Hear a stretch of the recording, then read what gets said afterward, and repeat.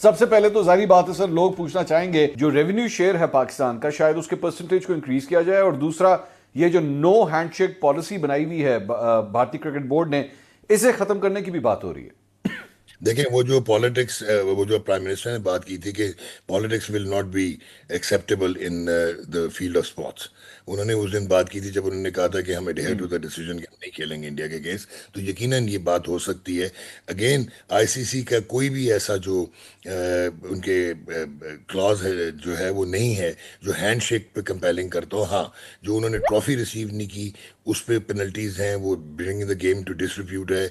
इसी तरह जो सूर्य कुमार यादव ने पॉलिटिकल स्टेटमेंट्स दी थी पोस्ट मैच इंटरव्यू में, वो अनएक्सेप्टेबल है। तो ये तो बात हो सकती है। और दूसरा, जो आप पाकिस्तान की ग्रांट की इंक्रीज की बात कर रहे हैं, वो बहुत ही एक वैलिड डिमांड है। और उसको वो कोई ब्लैकमेलिंग नहीं है, कोर्शन नहीं है, बल्कि आप लोग वर आउटडन जब फाइनेंस को हेड करते थे Jay Shah, before he became the chairman. तो अब आपको मिलता है 5.5% शेयर, जिसके मुताबिक 34.5% लेते हैं। वेर इंडिया, ठीक है कि 78% रेवेन्यू वहां से जनरेट होता है, उनको आप देते हैं 38.5%, जो $231 मिलियन है। तो पाकिस्तान का एक्चुअल शेयर बनता है 23.3%, which is equal to $140 million. तो पाकिस्तान अगर ये बात करता है, क्योंकि अभी मैंने आपको सारा इकोनॉमिक डायनामिक समझा दी। इंडिया ठीक है, बहुत बड़ी इकोनॉमिक जी प्रॉपर्टी है, पावर, बेस्ट टीम है, लेकिन अकेले तो वो ये जनरेट नहीं करेंगे, उनको खेलना तो है ना। डॉक्टर साहब, अभी इसमें मुझे ये बताइएगा ठीक कि ठीक। अभी पाकिस्तान को कितना मिल रहा है शेयर? पाकिस्तान को अभी मिल रहा है $34 मिलियन, 5.75%, ओके, 600 मिलियन का। अराउंड 6% ना?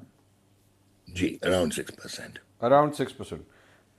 जी। अजहर भाई, ये बताइए कि हम लोग, मैं एक मिनट के लिए जरा प्लेयर, वो जो टीम कंपैरिजन है, जरा उसके ऊपर बात करना चाहूंगा। दोनों ने अपने अपने मैचेस जो हैं वो खेल लिए, लेकिन दोनों टीमों ने, मेरे ख्याल में पाकिस्तान और भारत ने अपने अपने पहले मैचेस तो अपने जीत लिए, बट लेकिन बहुत ज्यादा कन्विंसिंग विंस नहीं थी दोनों साइड्स की। मुझे तो बल्कि एक पाकिस्तान के मैच में तो एक मौके के ऊपर डर लगना शुरू हो गया था कि शायद पहला मैच जो है वो हाथ से निकलने लगा है। वो तो फहीम की मेहरबानी, उस लाठी चार्ज की मेहरबानी कि हम लोग वो मैच जीत गए। लेकिन इस सूरत हाल में अगर एक फेयर कंपैरिजन किया जाए, अगर ये दोनों टीमें वाकई मैच खेलती हैं, व्हाट आर द चांसेस? देखिए, जहाँ तक आपने पिछले मैच की बात की, वो थैंक्स टू फहीम अशरफ के, जिस तरह उन्होंने वो आखिरी ओवर में जाके जो है ना, सेकंड लास्ट ओवर में जाके वो रन्स किए।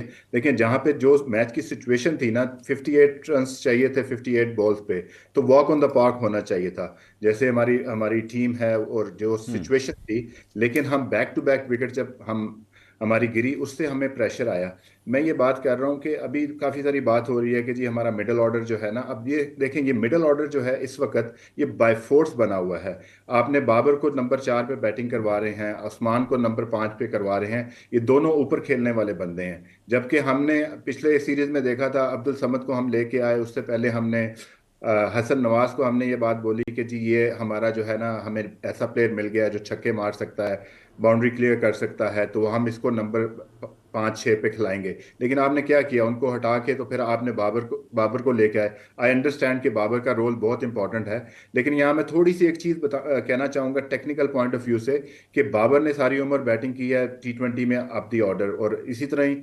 उस्मान ने भी अप दी ऑर्डर बैटिंग की है। तो उनके लिए नीचे आना, क्योंकि T20 फॉर्मेट में टॉप 3 नंबर जो है ना, वो बड़ा आसान होता है बैटिंग करने के लिए।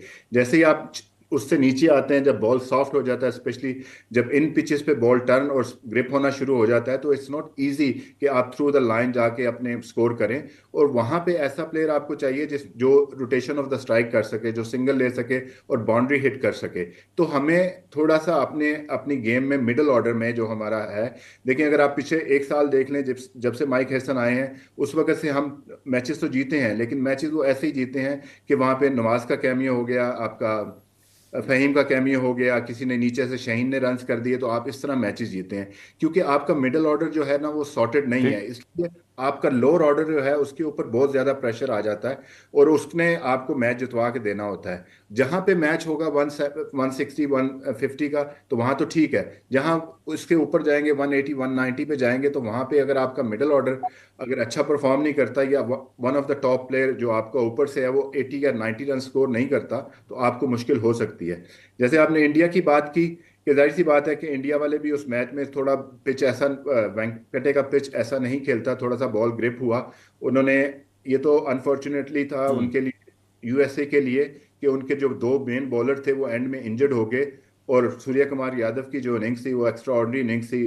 उसने जो है ना गेम को उनसे अवे लेके चले गए। और T20 फॉर्मेट में मेरे नज़दीक आई थिंक कि कोई भी टीम जो है ना वो हल्की नहीं होती, क्योंकि मार्जिन मार्जिन ऑफ एरर आपके पास बहुत कम होता है। किसी भी पार्टनरशिप, अगर एक पार्टनरशिप लग जाए या दो तीन विकेटें आप जल्दी खो दें तो उसमें आपके ऊपर प्रेशर आ सकता है। तो अंडर प्रेशर जब आपने आपको काम रखना वो बहुत इंपॉर्टेंट है। आपकी मतलब फाइनल कॉल बाबर की पोजीशन के हवाले से क्या है? तब्दील होनी चाहिए बैटिंग ऑर्डर में या नहीं? नहीं, अब देखें, अब बाबर, अब आपका कप्तान जो है वो नंबर 3 पे खेल रहा है, पहले बाबर 3 पे था। तो बाबर को तो आप लेके गए हैं और उसको खिलाएं। मेरे कहने का मकसद ये है कि बाबर के ऊपर जो है ना वो बहुत ज्यादा क्रिटिसिज्म शुरू हो जाता है कि जी वो उसने जाके चीजें स्लो कर दी। जबकि अगर आप ये वाला पीरियड देखें तो यहाँ पे कोई भी बंदा खेलता है तो उस टाइम पे जो है ना रन रेट थोड़ा स्लो हो जाता है, क्योंकि स्पिनर आ जाते हैं, फील्ड खुल जाती है।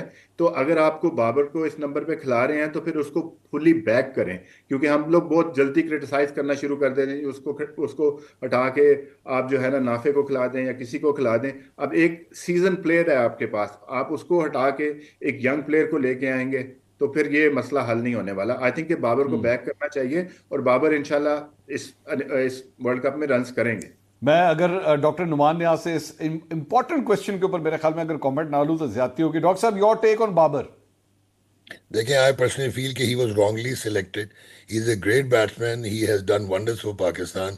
आजकल ना वो फॉर्म में और ना उनकी रेलेवेंस बन रही है, और वो नंबर 4 के प्लेयर ही नहीं है।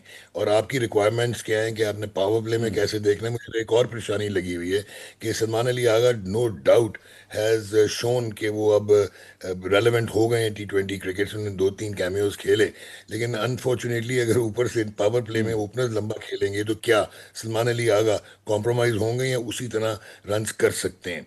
फिर आपका Fakhar Zaman is not in form, और 5 मैचेस में 5 की एवरेज से 80 का स्ट्राइक रेट उस्मान खान का है, और वो एक रेगुलर विकेट कीपर भी नहीं है। तो हमारे पास मिडिल ऑर्डर है ही नहीं, जिस तरह अजहर ने कहा। लेकिन अनफॉर्चुनेटली नवाज और फ़हीम तगड़े बैट्समैन है T20 के, बट वो अंडर यूटिलाइज्ड रह जाते हैं। ऊपर से हम शादाब को लेके आए हैं डायरेक्टली सर्जरी के बाद, विदाउट फॉलोइंग द पाथवे, और उनकी अगर बॉलिंग उस तरह की नहीं है तो फिर आप एक स्पिनर उस्मान तारिक को बिठा देते हैं बेंच पे। तो आप, मुझे ये नहीं समझ आ रही कि हम बैलेंस कैसे क्रिएट करेंगे। So I personally feel Babar has to go. I think इसमें जो है ना एक चीज आप देखें बाबर कि है एक मिनट सर, एक अजहर भाई, what do you mean by Babar has to go? You mean उनकी प्लेइंग 11 में जगह नहीं बनती? मेरा नहीं ख्याल कि अभी नहीं बन रही जी। शायद अजहर कॉन्ट्राडिक्ट करे, बट आई पर्सनली फील अगर आपने बैलेंस करना है तो उनकी जगह नहीं बनती। आपको लेके आना पड़ेगा लड़का जो है वो। आपने शुरू से ही गलत, बाबर को सेलेक्ट ही गलत किया।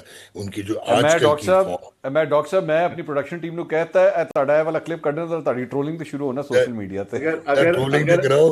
अगर आप बाबर नहीं खेलता तो किसको मैं खिलाएंगे? ਤੁਹਾਨੂੰ ਕਿਹਾ ਸੀ ਕਿ ਬਾਬਰ वर्ल्ड कप ਵਿੱਚ जाएगा, ਤੁਸੀਂ ਮੰਨਦੇ नहीं सो। हो गया, आगे चलो। नहीं, आप बाबर को नहीं खिलाएंगे तो किसको खिलाएंगे? अजहर भाई वांट्स टू से समथिंग। यार आई पर्सनली फील अपना जो है अजहर, कि बाबर की जगह आप नाफे को खिलाएं, उससे विकेट कीपिंग कराएं, और फखर को लेके आए आप 5 पे। गो के अगेन उसकी पोजीशन 4 है, बट उसको आप लेके आए 5 पे। यार